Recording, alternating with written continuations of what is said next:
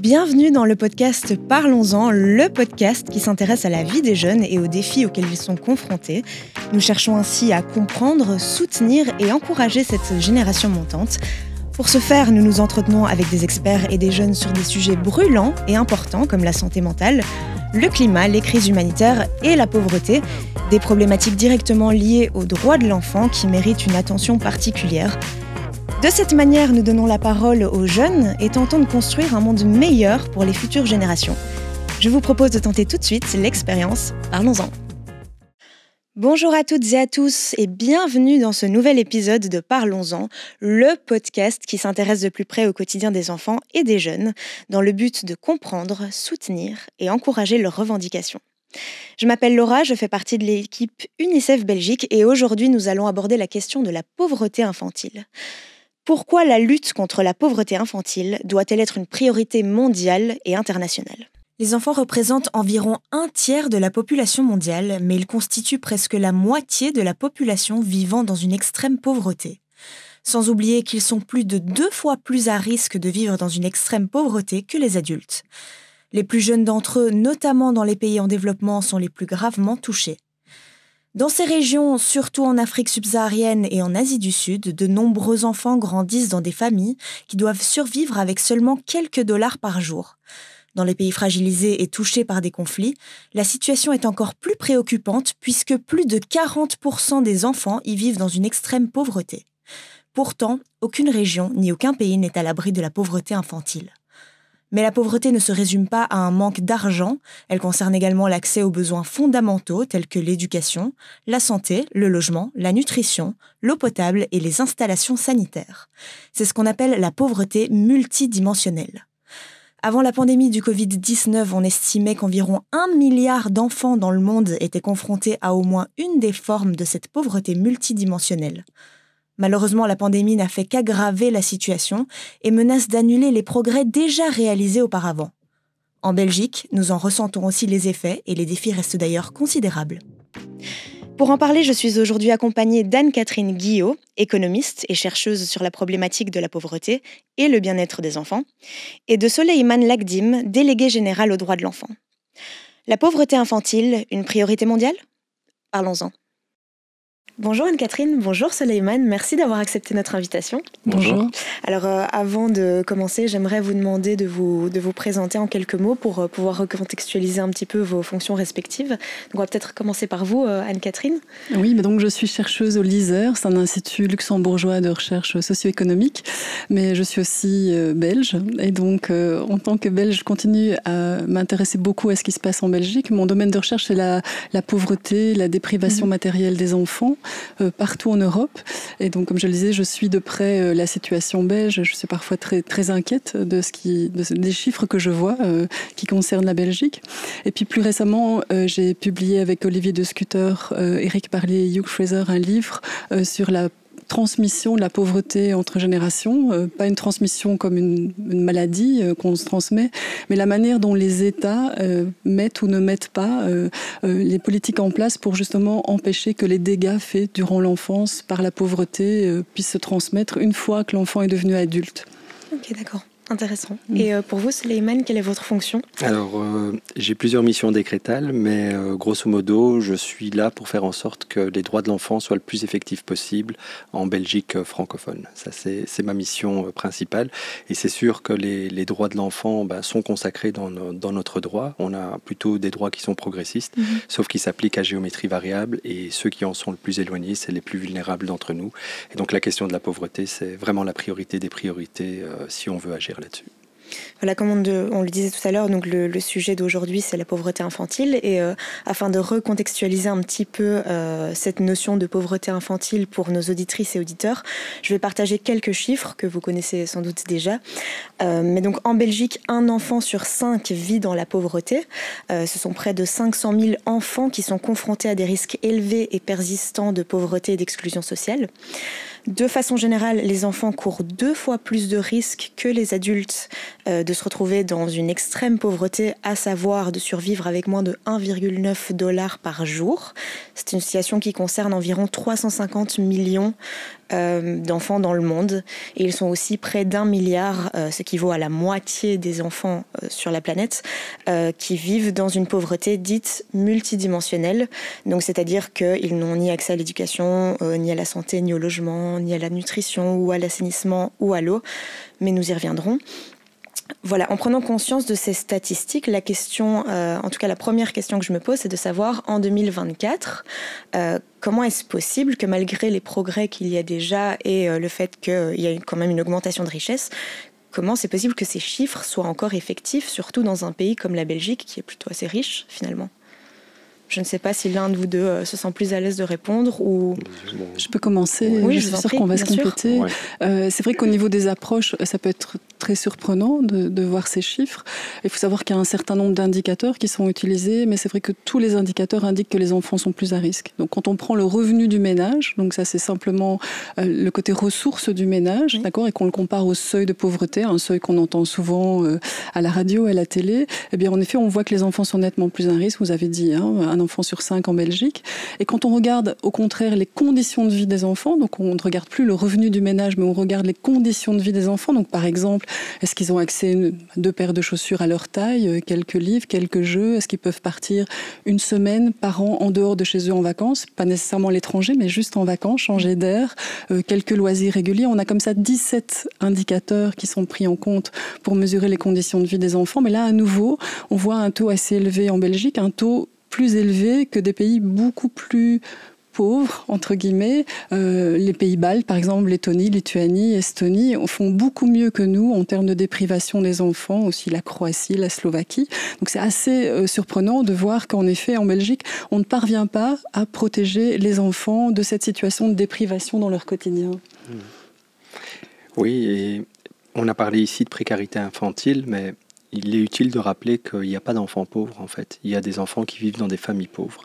Et donc, si on veut agir sur la question de la pauvreté, c'est toutes nos politiques publiques qu'on doit questionner et on doit en faire un axe fort de lutte contre la pauvreté, que ce soit au niveau de l'enseignement, au niveau de la santé, au niveau des loisirs, etc. Ça, c'est vraiment fondamental. Il y a plusieurs chiffres qui donnent froid dans le dos. Il y a eu un dernier recensement qui a été fait, notamment ici à Bruxelles, où on a un enfant sur 4 qui va à l'école sans tartine, par exemple. Il y a toute la question des voyages scolaires aussi en milieu scolaire. Donc, il y a beaucoup de choses à pouvoir questionner. Et donc, nous, on essaye d'être une force de proposition constructive pour faire bouger les lignes. Est-ce qu'on a déjà des éléments d'information de savoir comment ça se fait que, justement, certains pays qui ont moins de moyens sur papier font mieux dans les faits ? Il faut savoir que donc, ce qui résulte dans le quotidien des enfants, pourquoi ils sont en situation de pauvreté, c'est vraiment une confrontation entre les ressources des parents et les besoins, les coûts.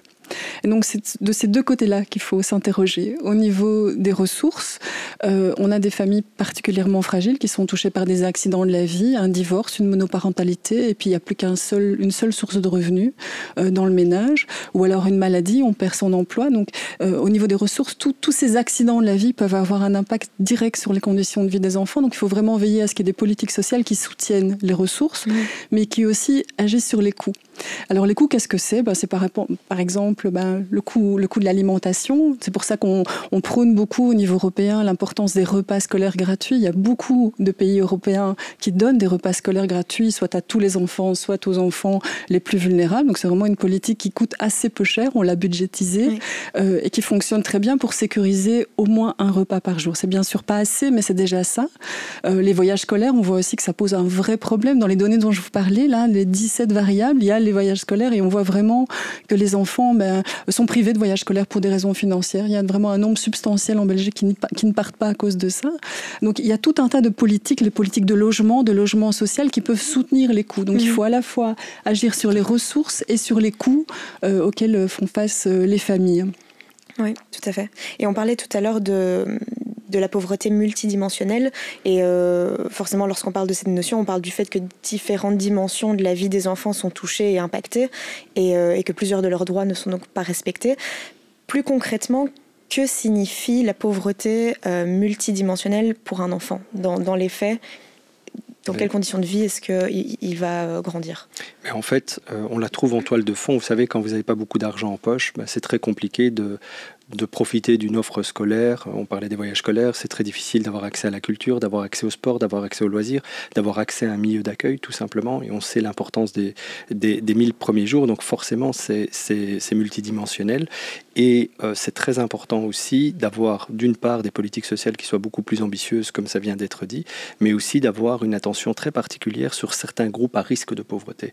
On a cité par exemple les ménages monoparentaux, mais on sait qu'il y a 4 fois plus de risques pour des personnes qui généralement, dans la plupart des cas, sont des femmes seules avec une garde exclusive, qui souvent n'ont pas de pension alimentaire et qui ont des statuts très précaires, mais il y a 4 fois plus de risques de basculement vers la précarité pour ce public-là.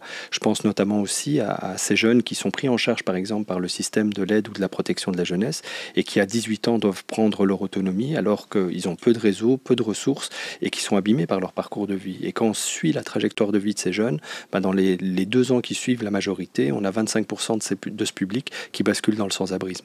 Donc il y a des politiques sociales plus ambitieuses. On a parlé par exemple de la politique du logement. Il y a un lien très très fort entre le fait d'avoir accès à un logement décent et le basculement vers la pauvreté. Et à côté de ça, avoir des politiques, notamment par exemple sur les grilles tarifaires, je pense à la petite enfance, etc., qui soient beaucoup plus progressistes. Et ça, ce sont des choix politiques. Donc c'est pas juste une question d'argent, c'est une question de choix politique. On a parlé de la gratuité des cantines scolaires tout à l'heure ou du voyage scolaire. Aujourd'hui, dans le primaire, on a 10% des enfants qui ne vont pas, ça c'est les chiffres de la Ligue des familles, 10% des enfants qui ne vont pas en voyage scolaire, 15% dans le secondaire, et il y a aussi toute une série de familles qui se privent de certaines dépenses pour pouvoir offrir cela à leurs enfants, et c'est quand même pas normal.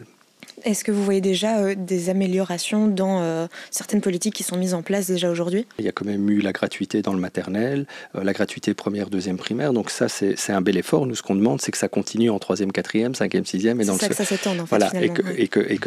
que ça s'étende, bien entendu. Il ne faut pas arrêter. Oui. Donc on voit qu'il y a différentes dimensions, mais il y a aussi différents types de crises.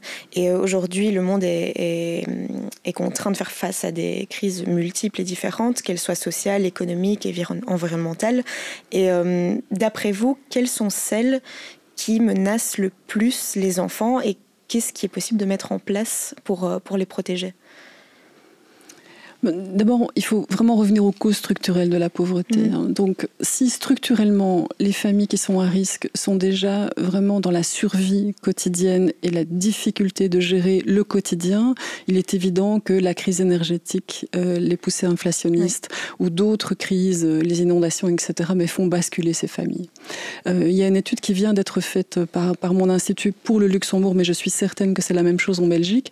On montre que la crise de l'inflation a essentiellement touché les plus pauvres. Pourquoi ? Parce que leur part, dans leur budget total, la part des biens alimentaires, de l'énergie et des prix, des biens pour lesquels les prix ont flambé est plus importante. Et donc, notamment, les familles monoparentales, les familles les plus pauvres ont vraiment pris cette crise de plein fouet.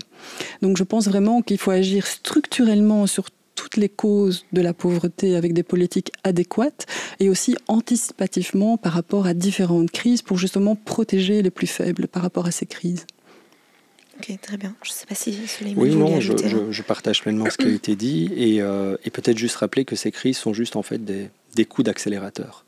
Les tendances, elles préexistent, les problématiques, elles préexistent à ces crises. Et en fait, ça donne des coups d'accélérateur. On le voit notamment, par exemple, sur la courbe. Alors là, on ne parle plus de pauvreté, mais de la santé mentale des jeunes.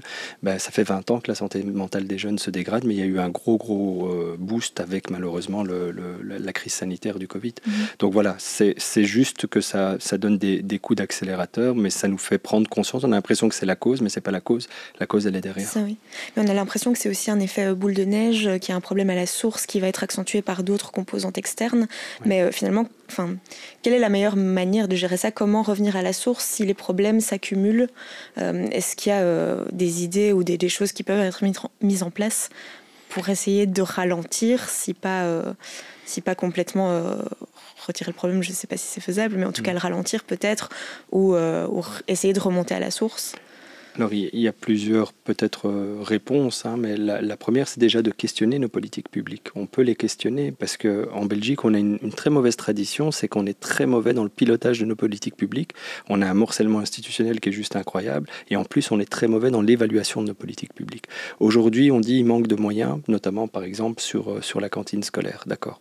Le coût du décrochage scolaire, aujourd'hui en Belgique francophone, je ne connais pas les chiffres pour le côté néerlandophone, mais c'est assez similaire, c'est 400 millions d'euros par an que ça coûte. La gratuité des cantines scolaires dans le primaire, je crois qu'on est autour de 125 millions, quelque chose comme ça. Ça dépend des hypothèses, mais oui, tout à fait. Mais donc, je veux dire, ce sont des choix. Or, on sait pertinemment bien, et ça, toutes les études du monde académique nous montrent que l'impact, par exemple, sur le décrochage scolaire, il y a un lien très fort entre le décrochage scolaire et le redoublement, que ça impacte l'estime de soi, que ça favorise pas la réussite ultérieure des élèves, et pourtant, on continue à répéter ces réponses. Mais peut-être que ces 400 millions d'euros, on pourrait les réaffecter vers autre chose, peut-être vers la gratuité des cantines scolaires. Donc ce sont des choix qui sont des choix politiques réellement. Je suis assez d'accord avec ce qui vient d'être dit. Il y a une étude de l'OCDE qui est sortie en 2022 et qui a chiffré le coût de la pauvreté infantile à terme. Donc une fois que l'enfant qui a vécu la pauvreté durant son enfance devient un adulte, eh bien, qu'est-ce qu'on voit ? On voit qu'il a moins souvent un emploi. Quand il en a un, c'est un emploi moins rémunéré, qu'il a des problèmes de santé qui se marquent dès l'enfance et qui s'accentuent une fois adulte.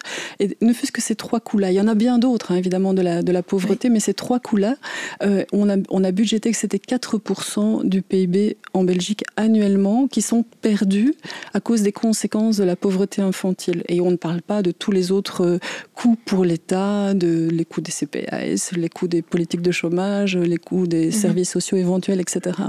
Donc c'est vraiment une question de choix politique et d'allocation des ressources. En tout cas, il y a un gaspillage de ressources à faire vivre la pauvreté à ces enfants. C'est une question de droit, bien sûr, mais c'est aussi une question, un non-sens économique. C'est ce que montrent les études, une à une. Elles montrent qu'il y a un énorme coût au niveau public de la pauvreté infantile et que ces ressources-là, elles sont à terme économisées quand on a des politiques sociales adéquates et de qualité. Alors bien sûr, il n'y a pas qu'à, c'est pas quelque chose de simple. Je suis assez d'accord quand on dit il faut beaucoup évaluer, il faut évaluer ex ante la politique, vraiment se dire tiens, qu'est-ce que je veux mettre en place, faire des études pilotes avant de la développer peut-être au niveau régional, national, vraiment avoir quelques études pilotes, vraiment bien évaluer, voir ce qui est difficile à mettre en place sur le terrain, ce qui peut être corrigé. Et une fois que la politique est mise en place, l'évaluer ex post, ça c'est vraiment essentiel. Et donc ça, c'est une littérature qui est très abondante dans le milieu économique, dans le milieu social. Il y a énormément d'études, d'évaluation des politiques. Au niveau européen, il y a un certain nombre de pays qui évaluent très très très bien les politiques, qui peuvent vraiment documenter de A à Z quel est l'impact sur les enfants, par exemple. Et donc ça, c'est tout à fait crucial. Il n'y a pas de bonne politique sans de bonnes évaluations de politique. Et par ailleurs, en termes de ressources, il y a la seule manière de faire des économies par rapport à la pauvreté des enfants, c'est de s'y attaquer tout de suite. Ça, je pense que vraiment, ça a été largement documenté. Il y a énormément d'études qui le montrent. Le coût à long terme de la pauvreté des enfants est colossal pour le pays qui ne s'y attaque pas. Oui, c'est ça. Donc au final, c'est un coûte problème plus cher. sans fin puisque ça coûte de l'argent, mais on ne résout pas le problème non plus. Oui, donc quelque part, se dire le coût budgétaire de la politique aujourd'hui doit être vraiment mis en regard avec les avantages de cette politique dans quelques années et le coût de la non-action. Oui. Et vous pensez qu'il y a vraiment des lacunes au niveau analyse politique par après quoi alors ? Je pense qu'on vient de le souligner. Je pense qu'il faut vraiment bien évaluer les politiques, voir qui manque à l'appel. Des politiques universelles où on ne touche pas les plus pauvres, ce n'est pas une politique qui peut fonctionner. Des politiques sélectives où on met tellement de contraintes à l'accès des plus pauvres, ce ne sont pas des politiques qui peuvent fonctionner. Donc on parle beaucoup de fraude sociale, de budgétisation des services sociaux, etc. Mais je pense qu'il faut toujours se dire quel est le coût de la non-action, quel est le coût de la mauvaise action. Et donc, il faut vraiment évaluer les politiques en regard de ces bénéfices-là. Et aussi peut-être avoir une vision qui soit une vision prospective, c'est-à-dire sur le long terme. Souvent, on a tendance déjà à réfléchir en silo avec le morcellement des compétences en Belgique. Et en plus de ça, souvent, c'est sur une législature que les choses sont envisagées. Or, je pense que si on veut résoudre le problème de la pauvreté, on doit vraiment avoir une vision sur un très long terme et avoir quasi un master plan pour faire en sorte de procéder à tous ces changements-là. Oui. Et si je peux ajouter quelque chose, puisqu'on on peut quand même aussi bénéficier des autres expériences, des autres pays. On voit quand même que ce qui marche le mieux, ce qui fonctionne le mieux au niveau des politiques, c'est des politiques pilotées donc sur le long terme, avec vraiment une vision de ce qu'on veut atteindre, et aussi des politiques qui sont pilotées au plus haut niveau de l'État. Donc, grosso modo, par le Premier ministre, par les ministres présidents.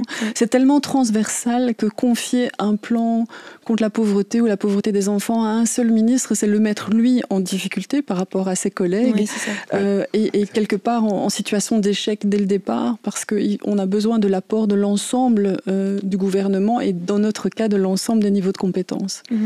Oui, tout à fait. Et c'est quelque chose qui, chez nous, ne fonctionne pas de cette manière pour l'instant. Pas pour l'instant, en tout cas. En tout cas, c'est vachement perfectible. Oui, c'est sûr qu'on peut peut-être parler de la garantie pour l'enfance, qui est vraiment un engagement de l'État belge. Donc, la garantie, c'est une garantie européenne. Les 27 États membres se sont mis d'accord pour se dire que les enfants en situation de pauvreté, d'exclusion sociale, devaient avoir accès gratuitement à la santé, à l'éducation, à un repas scolaire gratuit et à l'accueil de la petite enfance. Et devaient avoir un accès, pas gratuit, mais effectif, au logement et à la nutrition. C'est un engagement excessivement fort des États membres. On ne peut que saluer. Ambitieux. C'est une avancée majeure dans le domaine de l'enfance. Mais par rapport à ça, en effet, il faudrait un pilotage du plus haut niveau de l'État, comme je le disais, pour essayer de voir comment mobiliser toutes les compétences nécessaires pour arriver à la garantie. Vous parliez tout à l'heure du fait que certains groupes d'enfants devraient bénéficier d'une attention particulière parce que justement ils sont plus à risque. Vous parlez notamment des enfants qui étaient des enfants de parents isolés.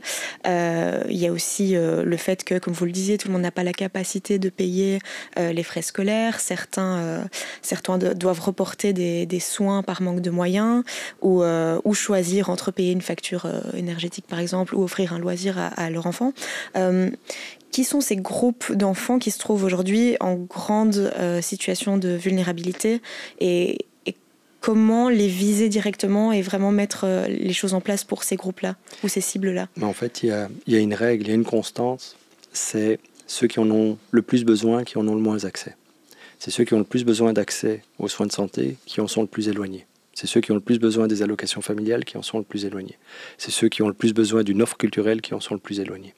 Et donc, en réalité, il y a des publics qui sont vulnérables. On en a déjà mentionné, mais on a peut-être pas parlé aussi de la question migratoire et des publics qui sont dans une grosse précarité. Je pense au MENA. Alors, j'aime pas trop l'acronyme mineurs et étrangers non accompagnés parce que ça déshumanise, je trouve. Mais enfin, tout est dit dans le titre. Ils sont mineurs, donc ils sont seuls. Ils sont étrangers, donc généralement, ils ne parlent pas la langue ou ils maîtrisent pas bien les codes culturels. Et puis, ils sont non accompagnés. Et donc, ils sont 3 fois vulnérables. Alors, dans ce public en particulier, il y a une grosse partie qui est prise en charge par le système. Alors il y a beaucoup de choses à dire, on peut le faire et rappeler quand même que la plupart réussissent très bien leur intégration parce que souvent on occulte cette facette des choses. Et puis il y en a qui sont dans l'errance malheureusement, qui ne sont pas pris en charge par le système. C'est ceux que vous trouvez aux abords des gares notamment et qui sont dans l'errance la plus totale. Et donc voilà aussi un public qu'on doit absolument accompagner. Moi je suis le délégué général de tous les enfants sans aucune distinction, peu importe leur origine, peu importe leur situation administrative. Et donc on essaye de faire bouger les lignes dans ce sens-là. Mais oui, il y a plusieurs publics qui sont des publics à risque. Et pareil, au niveau de la santé mentale, il y a un lien très très très fort entre la santé mentale et la question de la pauvreté. Parce que souvent, ceux qui ont les moyens peuvent trouver d'autres ressources, notamment des thérapeutes dans le privé, par exemple, là où c'est beaucoup plus compliqué pour des personnes qui n'ont pas les moyens de se payer ces soins. Et typiquement, dans les enfants qui sont issus de ces vagues migratoires, comme vous disiez, et qui réussissent à s'en sortir, quel est l'accompagnement type? Peut-être pas type, je dirais, mais en tout cas, quel accompagnement fait que c'est possible et ça rend, en tout cas, ça facilite le parcours de ces enfants? La première chose, c'est de les mettre en sécurité, donc avoir du logement. Faire en sorte qu'ils puissent se reposer. Généralement, ils ont un parcours migratoire assez traumatisant qui les précède. Il y a quand même 2 grosses tendances. La première, c'est qu'on a de plus en plus de jeunes filles. La proportion des jeunes filles, donc il y a 15 ans, on avait 4% de jeunes filles, c'était très masculin la question migratoire. Aujourd'hui, on est à 22%. Et la deuxième grosse tendance, c'est qu'on a des enfants de plus en plus jeunes. Donc la proportion des moins de 12 ans est en explosion. Moi, quand j'ai été à la gare du Midi, en rencontré, j'ai vu un gamin de 9 ans qui sniffait de la colle et qui dormait dans la rue, dans la capitale de l'Europe. Donc c'est assez interpellant. Et malheureusement, je trouve que cette tendance-là, sur les 20 dernières années, elle s'est dégradée fameusement. Parce qu'il y a 20 ans, c'est à ce moment-là qu'on adopte les lois sur les MENA, justement. Donc on se dit, on ne doit pas les accompagner comme on accompagne des adultes. Ils sont dans une situation de vulnérabilité beaucoup plus importante. Et donc, il faut des réponses qui soient des réponses spécifiques. Donc, on a un texte qui est progressiste. Sauf que, comme souvent, on ne donne pas les moyens à ces textes d'exister pleinement. Aujourd'hui, on a environ 3500 jeunes qui sont pris en charge par le système. Dans ces 3500 jeunes, il y a un manque de tuteurs. Et on sait à quel point c'est super important d'avoir un tuteur parce que c'est lui qui va activer toute une série de droits. Il y a toute la question de la scolarité parce que ces jeunes sont soumis à l'obligation scolaire. Et donc, là aussi, il y a toute une série de manquements. Mais je risque d'être un peu trop long dans ma réponse si je développe tous ces aspects. Mais donc, il y a des choses à améliorer. Mais quand on a un tuteur, quand il y a un accompagnement scolaire de qualité et quand on prépare bien la troisième phase, c'est-à-dire la prise d'autonomie de ces jeunes, c'est-à-dire quand la transition minorité-majorité, généralement, ça se passe plutôt bien. Donc, voilà. Et qu'est-ce qui explique l'évolution de ces tendances, du fait qu'il y ait de plus en plus de filles et que les enfants soient de plus en plus jeunes? Est-ce qu'il y a une explication à ça? Est-ce qu'on voit une évolution Alors, on n'a pas vraiment d'explication, si ce n'est que la plupart du temps, ce sont des personnes qui fuient une misère terrible dans leur pays d'origine. Alors, on a les zones de conflit armés, donc ça, on voit directement le lien. Chacun cherche un meilleur avenir. Et puis, on a d'autres personnes qui vivent la pauvreté au sein de leur pays d'origine, ou soit sont orphelins de père et de mère, ou ont subi des violences sexuelles importantes. Enfin, il y a autant de raisons qu'il y a d'individus. Donc c'est très difficile de le dire, mais en tout cas, on le constate sur le terrain. Et si on ne prend pas en charge ces jeunes, d'abord pour des questions de dignité humaine, la moindre des choses, c'est de les accueillir correctement. Et puis au-delà de ça, en ne le faisant pas, ces enfants, ils sont en mode survie. Donc ça veut dire que ils sont soit exploités dans la sphère du travail, soit exploités sexuellement, soit exploités par des réseaux criminels. Donc c'est pas un combat de gauche ou de droite, c'est un combat pour la dignité humaine et c'est un combat aussi pour la sécurité publique d'une manière générale. Oui, tout à fait. Donc ça nous amène à notre dernier point de l'épisode, et on le sent très fort dans vos témoignages, la pauvreté infantile, c'est une priorité qui doit être nationale et internationale, qui est en tout cas globale. Donc, comme nous l'avons vu avec le facteur multidimensionnel, ce n'est pas seulement une question financière. Et donc, il faut aussi, j'imagine, éviter de tomber dans les clichés, de faire des raccourcis faciles dans ce genre de définition.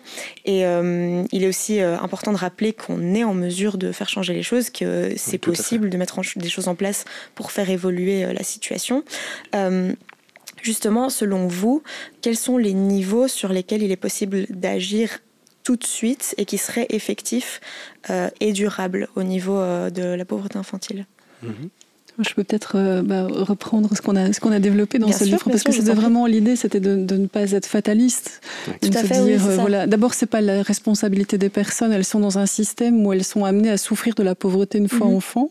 On l'a vu dans le logement, santé, etc. Tout ça se cumule et diminue leur chance et aussi leur rêve de pouvoir s'en sortir. Donc c'est vraiment quelque chose qui pèse très fort sur les personnes et il y a vraiment une responsabilité étatique au niveau des politiques publiques pour justement briser ce cercle vicieux. Alors, à tous les niveaux de pouvoir, il y a des choses à faire. Donc, on a vraiment dit, c'est les ressources et ce sont les coûts. Donc, les ressources, qu'est-ce que c'est? C'est vraiment faire en sorte que chacun ait un revenu décent, quel que soit l'accident de la vie. Donc, on peut peut-être aussi parler de l'individualisation des droits, qui est très importante aussi pour sécuriser un certain nombre de personnes qui peut-être dépendent d'autres personnes, donc notamment lors d'une séparation, d'un divorce, individualiser les droits, c'est très important. Au niveau belge, il faut absolument évaluer la garantie des pensions alimentaires, donc essayer de voir comment ça se passe. Dans l'étude pour la Fondation Rabaudouin sur la déprivation des enfants, on a vraiment montré que les enfants qui sont en famille monoparentale sont essentiellement gardés par leur mère de manière exclusive. Donc une énorme proportion d'enfants ne voient quasi pas le papa durant un mois de référence. Donc ça veut dire qu'à la fois la mère a toute la responsabilité de l'enfant et à la fois elle a assez peu de soutien vraisemblablement de la part du père. On voit dans les enquêtes qu'il n'y a souvent pas de pension alimentaire. Garantir la pension alimentaire comme c'est fait en Suède, d'abord on sécurise l'enfant maintenant, tout de suite, c'est sa vie maintenant. Et puis ensuite, éventuellement, l'État se retourne contre le parent défaillant. Mais ce n'est pas quelque part le problème de l'enfant. Lui, il doit avoir un revenu décent. Donc au niveau du revenu, il y a tout un tas de politiques donc, qui peuvent être mises en place. Au niveau des coûts, bien à nouveau, là, on a déjà dit pas mal de choses. Tout ce qui peut agir sur le coût du logement qui est énorme en proportion du revenu. Donc il prend vraiment les ressources des personnes qui sont confrontées à la vulnérabilité en tant que locataires sur le marché privé. Donc l'importance du coût du logement et l'importance de toutes les autres politiques de coûts. Donc on a parlé de tous les coûts liés à l'enfance, donc l'accueil, l'éducation, la santé, etc. Donc il y a vraiment moyen d'agir. Il n'y a pas une recette. C'est pour ça qu'on dit qu'il faut un plan d'envergure qui reprend l'ensemble des compétences. Il ne faut pas non plus se dire que rien n'est fait en Belgique. Il y a beaucoup de choses qui sont faites, qui doivent être évaluées, qui sont perfectibles et qui peuvent être généralisées. Il faut quand même savoir que la Belgique, c'est le seul pays où les enfants n'ont pas un accès totalement gratuit à la santé. Donc là, quelque part, on peut se dire, oui, mais ça coûte pas si cher, etc. Il y a le tiers payant. Et... Ok, mais ça reste un frein. Les enquêtes nous montrent que dans les enquêtes sur les conditions de vie, il y a beaucoup de parents qui déclarent ne pas pouvoir soigner chaque fois qu'ils en ont besoin leur enfant à cause des raisons financières. Donc essayons de voir ce qu'on peut faire de mieux. Enfin, je pourrais en parler des heures parce qu'on a des études sur un peu tout. Il y a un certain nombre de compétences à mieux activer pour pouvoir lutter contre la pauvreté des enfants. Et sur celles qui fonctionnent le mieux actuellement, ce serait quel levier d'action qui aujourd'hui sont assez effectifs ou efficaces en tout cas, qui montrent déjà de bons développements ou de bons résultats? Je dirais intuitivement, l'école déjà, l'enseignement qui est le lieu par excellence qui réunit tous les enfants. Et si on avait un enseignement beaucoup plus égalitaire et équitable, on est parmi tous les pays de l'OCDE un des plus mauvais élèves en Belgique, alors qu'on investit par élève quand même pas mal d'argent. Et donc c'est quand même assez questionnant. Il y a beaucoup d'inégalités qu'on pourrait déjà combattre au niveau de l'école. Et pour revenir sur la question précédente qui avait été posée, effectivement, on doit agir sur les institutions, on doit agir sur le réglementaire, on doit agir sur l'environnement social, sur le statut administratif des parents, comme on l'a dit. Et les réponses qu'on doit apporter, pour moi, elles doivent se faire à 3 niveaux. À un niveau très local, avec tous les acteurs qui déploient une énergie, un enthousiasme incroyable. Je pense à l'associatif qui accompagne et qui a un lien de confiance avec ces familles, donc sur des projets très concrets. Puis il y a au niveau des administrations, moi je suis sidéré de voir le manque de dialogue interdépartemental entre les différentes administrations. Là aussi, il y aurait pas mal de réponses. Et puis un niveau politique, là, via notamment des conférences interministérielles. Donc c'est vraiment à tous les niveaux qu'il faut développer une stratégie. Et la réponse, elle est complexe, mais honnêtement, je crois qu'on a les ressources en Belgique pour pouvoir le faire. Très bien. Et pour vous, Catherine, vous parliez tout à l'heure du fait qu'en Belgique, il y a quand même plein de choses qui sont déjà faites. Est-ce que vous auriez en tête certaines petites choses pour nous donner des exemples de choses qui sont concrètes et déjà effectives en Belgique ? On en a déjà beaucoup parlé. Je pense qu'évaluer la manière dont ça fonctionne, la santé pour les enfants, c'est très très important. Donc, qui est exclu, pourquoi, etc. Et c'est quelque chose qui fonctionne déjà bien en Belgique, dans le sens où c'est assez bien encadré, on a déjà pas mal de ressources, ou c'est encore un peu plus compliqué?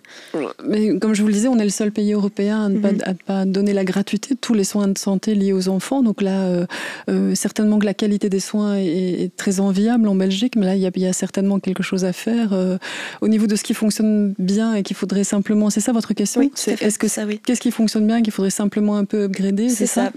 J'imagine dans la liste de choses à faire. Parce que l'exemple de l'école, c'est vrai que là, il y a peut-être beaucoup à faire. Oui, la gratuité des cantines, ou alors, vous savez, il y a le concept d'accompagnement solidaire, où on a plein... En fait, ce qui est triste, c'est qu'on a toute une série d'expériences probantes qui ont été évaluées, qui donnent de bons résultats. Je pense par exemple ici à Bruxelles, il y a une initiative qui s'appelle le Petit Vélo Jaune, où ce sont des binômes qui, de manière préventive, vont faire un accompagnement bienveillant, un accompagnement parental bienveillant, qui part du principe que les parents ont des compétences et qui évite justement le fait qu'ils basculent vers la pauvreté. Donc mettre de la solidarité avec des initiatives préventives qui coûtent pas cher. On a plein d'exemples qui montrent que ça fonctionne, ça coûte pas cher, et je comprends pas pourquoi on pérennise pas ça. On ferait des économies monstrueuses. Et vous pensez qu'au niveau individuel, au-delà des politiques, est-ce qu'il y a des choses qui peuvent être faites au niveau individuel, vraiment en tant que personne, pour pouvoir aider peut-être l'entourage ou des connaissances ou... Vous pensez que c'est un levier d'action ? On est tous des acteurs de changement, ça certainement, on est tous des acteurs de changement. Et parfois, une phrase...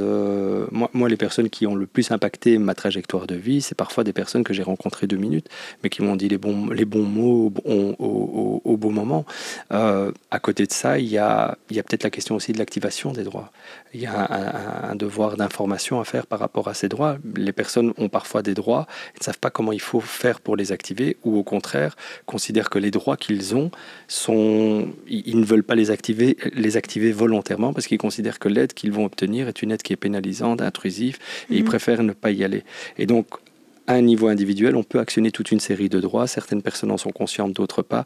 Et je pense que là aussi, il y a une question d'accompagnement qui permettrait de diminuer la charge sur les plus vulnérables de notre société. Si je peux ajouter quelque chose au niveau individuel, justement, c'est quelque chose qu'on a essayé aussi de mettre en évidence, c'est que il y a une certaine discrimination vis-à-vis des personnes en situation de pauvreté qui souffrent d'une stigmatisation plus ou moins forte selon les contacts qu'ils ont avec certains acteurs publics, privés ou dans leur entourage. Je pense qu'à chacun, à son niveau, on doit avoir une vigilance, une tolérance zéro par rapport au discours pauvrophobes ou stigmatisants par rapport aux personnes qui sont déjà dans le besoin et qu'on accable souvent, ou que certains accablent souvent d'être dans cette situation. Donc, justement, cette tolérance zéro par rapport à un discours stigmatisant, je pense que chacun à son niveau, on doit avoir une grande vigilance. Chaque fois que je sors une étude et qu'elle est diffusée dans les médias, je suis sidérée de ce que je lis sur les réseaux sociaux, qui déforment souvent les résultats de mon étude pour adresser le problème, pour concentrer le problème sur certains groupes comme les migrants, les Ukrainiens, ou enfin que sais-je. Je suis souvent sidérée de la manière dont on peut déformer les résultats de mes études pour alimenter un discours de haine ou un discours pauvrophobe, et je pense vraiment que là, il y a une vigilance chacun à son niveau à avoir. Oui, tout à fait. Je pense qu'on va terminer sur cette observation-là. Oui, tout à fait. Il y a beaucoup de changements qui peuvent être faits plus haut, mais aussi au niveau individuel. Je pense que c'est une belle conclusion. Anne-Catherine Suleiman, merci d'avoir été avec nous. Merci à vous. On était ravis de vous avoir. Merci beaucoup. Merci. Pour conclure, les 3 points essentiels à retenir de cet échange sont les suivants. Premièrement, en Belgique, 1 enfant sur 5 vit dans la pauvreté et 1 milliard d'enfants dans le monde sont confrontés à une pauvreté multidimensionnelle. Des chiffres tout simplement inacceptables. Ensuite, malgré les mesures et les engagements existants, les enfants et les familles en situation de pauvreté continuent de lutter, ce qui indique qu'une action gouvernementale plus forte et mieux coordonnée est nécessaire. Il est essentiel de se concentrer sur des solutions structurelles qui tiennent compte de tous les aspects des droits de l'enfant. Et ensuite, pour conclure, bien que les défis soient majeurs, il reste de l'espoir. Le changement est possible et tout le monde peut contribuer à créer un monde où la pauvreté des enfants ne serait plus une réalité. Merci d'avoir écouté ou visionné cet épisode de Parlons-en concernant l'impact de la pauvreté sur le quotidien des enfants. Si cet épisode vous a plu, n'hésitez pas à le partager ou à en parler autour de vous et je vous dis à très bientôt. Cet épisode a été réalisé avec le soutien de la Direction Générale Coopération au Développement et Aide Humanitaire.